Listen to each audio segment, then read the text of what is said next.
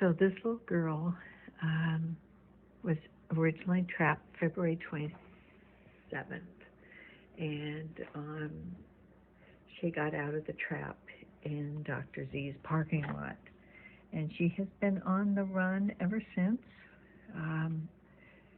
We think she's pretty pregnant. I borrowed this lady's dome trap. Worked like a charm. It was the only thing that she would go in. She wouldn't go near any other traps.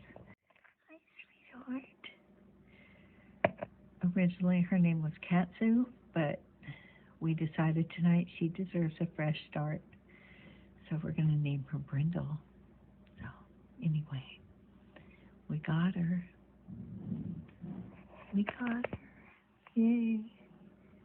And she's pregnant. She's going to have her babies.